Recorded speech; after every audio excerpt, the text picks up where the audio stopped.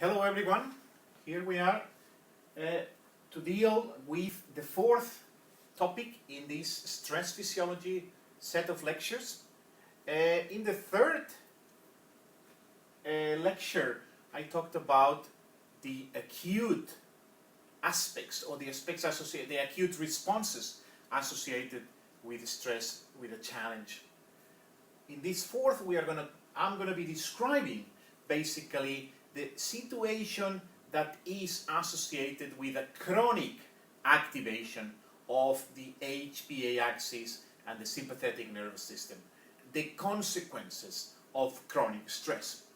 And the pioneering work in this respect, beside the work by Hans Selye that has been reviewed in a previous lecture, corresponds to these three gentlemen here that received the Nobel Prize in the 1950s for their discoveries relating to the hormones of the adrenal cortex, their structure and their biological effects. So from the 1950s we have accumulated evidence in terms of understanding the mechanisms associated with chronic stress. And this is what I will briefly review in this lecture. As a reminder, in an acute stress scenario, we have a shift from energy storage to energy use. Remember the role of glucocorticoids in making energy available, cortisol being the main one, or corticosterone depending on the species.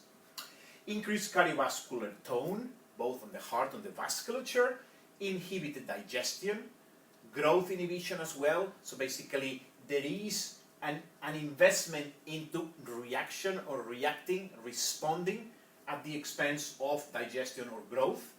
There is also an alteration of the immune function and inflammatory responses. And finally, acknowledged as well, is an enhanced cognition. In a chronic stress situation, when this stress is sustained for longer, the excess activation of these mechanisms lead to other pathological aspects. In relation with energy, you have fatigue, myopathies, diabetes, steroid diabetes in this case. Because of the increased cardiovascular tone, permanent enhancement of the cardiovascular tone, hypertension can ensue. In relation with the gastrointestinal system, the appearance of ulcers, reduced growth leading to permanent dwarfism, that could be the case. As one example that just briefly commented, it's well-known cases of abused children that tend to actually display phenotypes corresponding to a reduced growth for their age. When the immune system is permanently activated, you have impaired resistance to disease, even situation of cancer, and finally acceleration in neural degeneration. So these are consequences of this permanent activation of what should be, in an acute context, an adaptive response. And I'm going to basically be showing you some examples of this. The first example comes about, or it's going to be describing cardiovascular disease, cardiovascular disorders, and chronic stress. And this is an example from cynomolgus monkeys, which are a group living monkeys with a complex social interactions, and that means a well-defined social status. In these monkey groups, one of the most disturbing things that can be done, one of the most stressful, the challenging scenarios, is actually a change in the group composition. When unknown monkeys not known to the group, are introduced to the group, there is a need to establish the hierarchies, who is dominant over who is subordinate over who, and that is actually a cause of profound stress. In this case, it's been demonstrated that the extension of atherosclerotic plaques in coronary vessels actually is dependent on the social status and the social stability of the group. Before we get into those results, I show you here a cross-section of a coronary vessel. This coronary vessel that once upon a time would have had a lumen relatively large is now occluded by a big atherosclerotic plaque. If this atherosclerotic plaque breaks, essentially, or ruptures, the consequence could be thrombosis, complete occlusion of this blood vessel, and this is a coronary vessel. Therefore, you would have an injury in the heart in the form of a myocardial infarction, an infarcted area in the heart. So, looking at the extension of these lesions in these monkeys in two scenarios, in an unstable or in a stable environment, looking differentially at dominant versus subordinate animals, what you see is that in unstable environments, the dominant males are the ones that are more subjected to stress, have a higher degree of lesions. In the stable environment, it's well known that the subordinates are the ones that are actually more stressed, but not reaching the extent of the dominant males in unstable scenarios. In a further experiment, these researchers basically looked at the same concept with unstable grouping and how to reverse it. And what they demonstrated is essentially that if these animals are treated with a beta blocker, in this case the treatment in experiment 2 is with propranolol, a beta blocker blocking the beta adrenergic receptors, therefore blocking the sympathetic nervous system, notice that the extent of the lesions decreases dramatically in the dominant males, indicating that it's the sympathetic nervous system that's behind this type of response. In this graph, experiment 1 and experiment 2 are controls. They are two different groups of animals, but they are basically treated exactly the same way. And then in the propranolol group, that's comparable with the control group. So eventually, what this data is showing is that the effects, the extent of the lesions can be prevented with beta blockers, preventing the excessive activation of the sympathetic nervous system. In terms of immunosuppression, glucocorticoids are powerful immunosuppressants. They are powerful anti-inflammatory molecules. And the mechanisms of action essentially go through the stimulation of macrophages that produce macrocortin, and then there is an inhibition of this macrocortin on phospholipase A2 activity. Because this phospholipase A2 activity is reduced, is inhibited, there is less transformation of arachidonic acid into prostaglandins and leukotrienes. Therefore, there is the application of glucocorticoids, the consistent and long-term application of glucocorticoids inhibits the release or the engagement of prostaglandins in the inflammatory response. Therefore, basically it takes longer. The healing response takes longer to occur.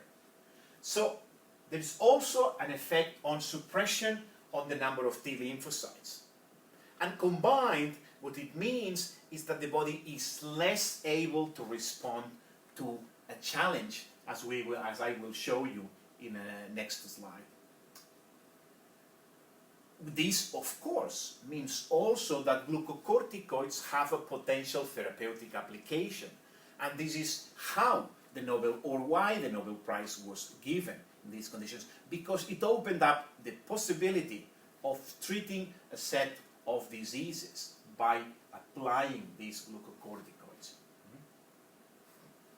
The first glucocorticoid discovered was cortisone, which happens to be the inactive form of cortisol. And this you will recognize, I showed you in a previous lecture, is the steroid or the glucocorticoid synthesis pathway, in which you have cortisol here, cortisol as the main glucocorticoid.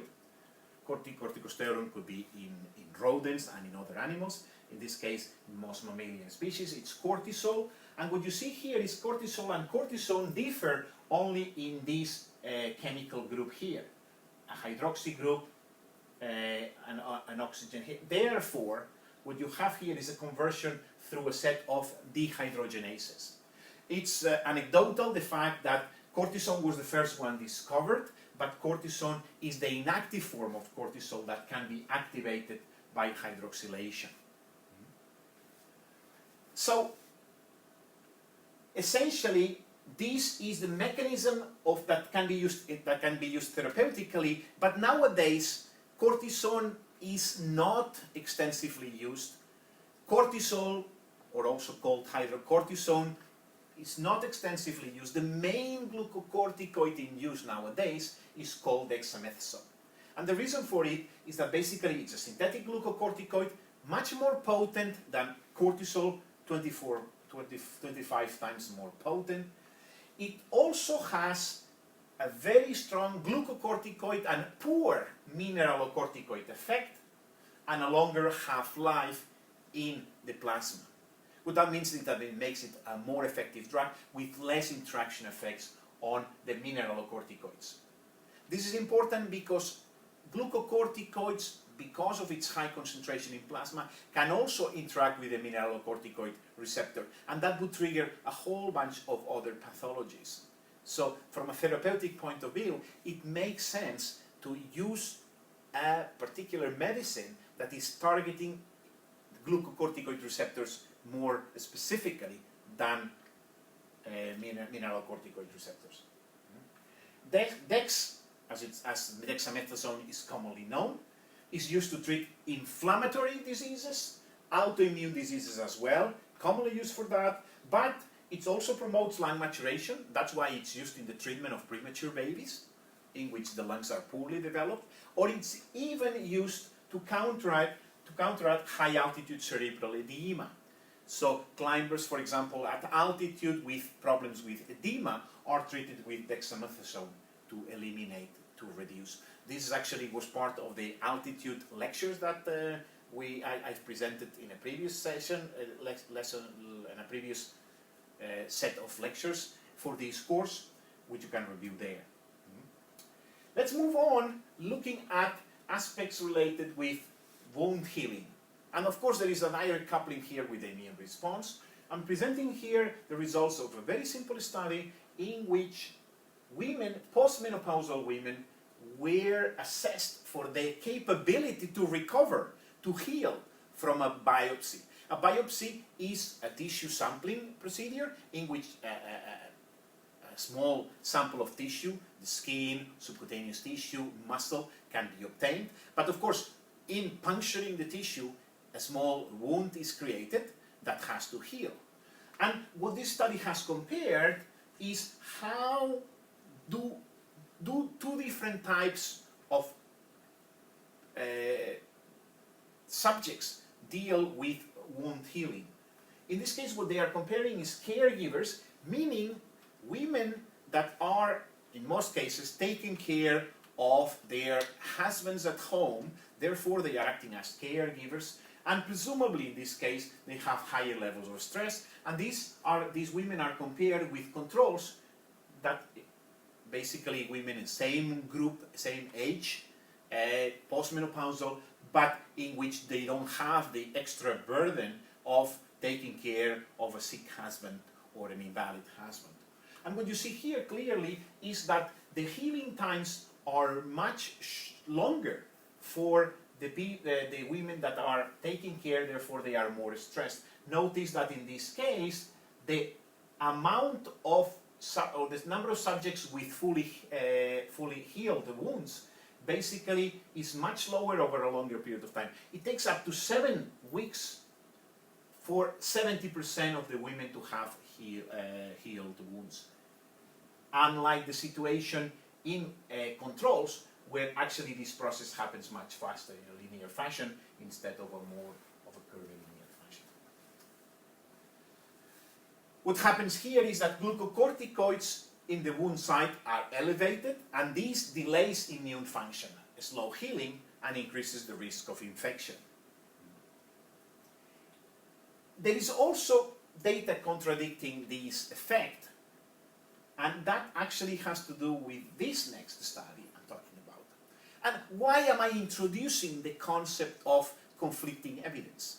Because in many cases we don't have a full answer yet, and it's quite relevant to revise or to have an idea, have a knowledge of the same, how we apply these concepts in terms of chronic stress in different scenarios, in different conditions. This is a study in particular in which wild baboons were studied. This is a wild population of baboons in Amboseli National Park in Kenya.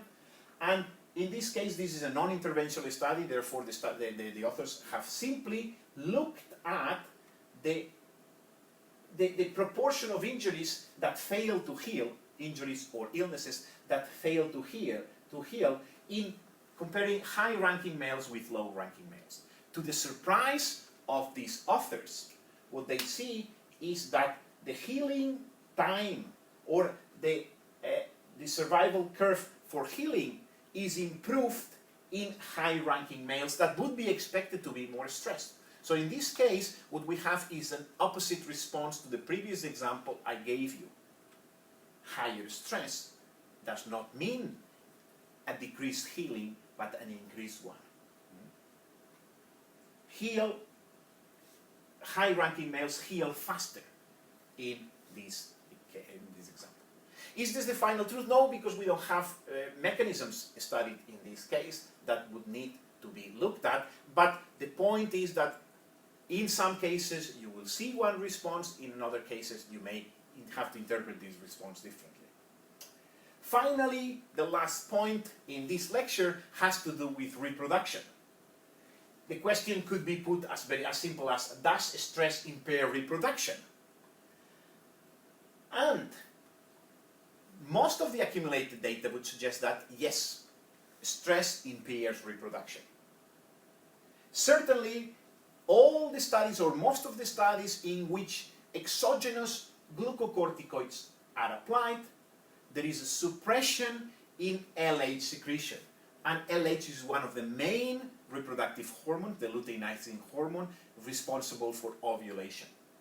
What's characteristic about LH is that LH is secreted in pulses in the organism. So if you look at the control animal here, what you see is that LH pulses and decreases, every star indicates an LH pulse. In this case, you see the response in two different individuals, in two different subjects. What happens when these subjects are treated with glucocorticoids? You see a slowing down of the LH secretion. There are fewer pulses here that you can see reviewed essentially in this graph. So the pulse frequency, this is data in menstrual days 2 to 4 in healthy women. And what you see is that in the case of glucocorticoid treatment, the pulse frequency for luteinizing hormone, LH, actually decreases consistently. This would suggest that, yes, exogenous glucocorticoids suppress LH secretion. Not only in women, but we have a case here in sheep, in which what you see in this case is that, let me see, this is sheep that are treated with gonadotropin-releasing hormone. You see the typical LH cycles in two different, well, actually these are, let me see, these are 4 different sheep. On top, you see animals that are treated with simply with vehicle, and that means that these animals cycle, and then they are given cortisol. What happens when cortisol is provided? As you see in both cases, you have a depression in LH surges, meaning that the release of luteinizing hormone is decreased when glucocorticoids are applied. This would be exactly the same response as shown in the previous graph. If now you treat these subjects with RU486, which to many of you will be better known as the abortive pill, this is the pill that is basically given to produce an abortion. It's also a potent competitive agonist of cortisol. That means when RU486 is given, it competes for the same receptors that cortisol. More than an agonist, actually it would be an antagonist, because it antagonizes the receptors and it does not trigger any response, but it blocks them. Therefore, what you see is that they continue cyclicity. That's what you would expect. So you are eliminating the effects of cortisol in this case, and the cycles just could simply continue. To summarize this data, you would see it in this form. Essentially, what is the change in the pulse amplitude, in the amplitude of the LH cycles? Basically, it's decreased. The LH pulse is decreased in amplitude when you don't treat except for the cortisol. But if you block with RU486, you reestablish these to 100%. So in sheep, as well as in women before, exogenous cortisol administration actually reduces reproductive function, or at least the response or the production of luteinizing hormone and ovulation. And for many years it has been understood that, well, just perhaps this is what happens. But that's not the full truth, and these results of this study in rats actually gives you a different explanation. And these studies are done in a completely different way. Exogenous glucocorticoids are not applied. What happens in these cases is that the authors look at the concentration of luteinizing hormone again, same thing. You see the pulses that occur here. These are ovariectomized rats, female rats, and you see that these pulses keep occurring consistently. These would be two different individuals, and then they are challenged with LPS. LPS is a lipopolysaccharide that in this case is considered as a stressful situation.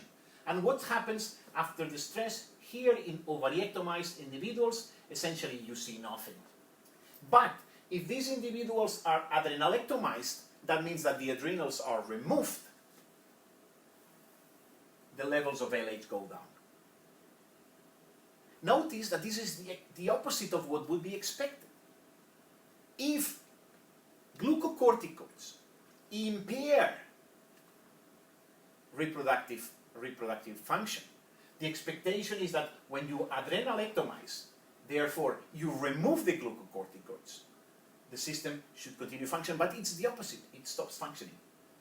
On top of this, if you apply corticosterone, CS, you reestablish some of the cycling. And if instead of corticosterone you apply indomethacin, I'll show you in a second what it is, basically you also rescue the cycling.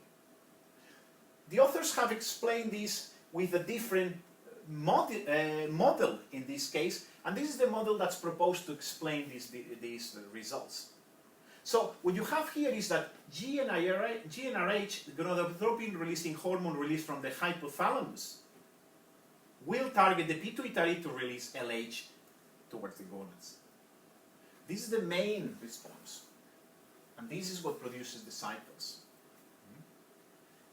Glucocorticoids in this scenario, endogenous glucocorticoids, are protective here, and they are protective because they inhibit a further pathway that is inhibitory per se. So when glucocorticoids increase in concentration, they protect this higher pathway. And this is shown by INT. Indomethacin is a blocker of COX. When COX is actually, when this circuit is suppressed, either by indomethacin blocking this enzyme, or by blocking the effect of, by adding glucocorticoids inhibiting this response, notice that you return the cyclicity. So what this data shows you is exactly the opposite of what we would expect. Endogenous glucocorticoids defend reproductive function. How this needs to be interpreted? Well, this is still under study, but obviously there is much more that needs to be understood and known. And this is the end of this lecture on chronic stress and its pathological effects. We have reviewed what happens in the cardiovascular system towards immune function, also what happens on reproduction.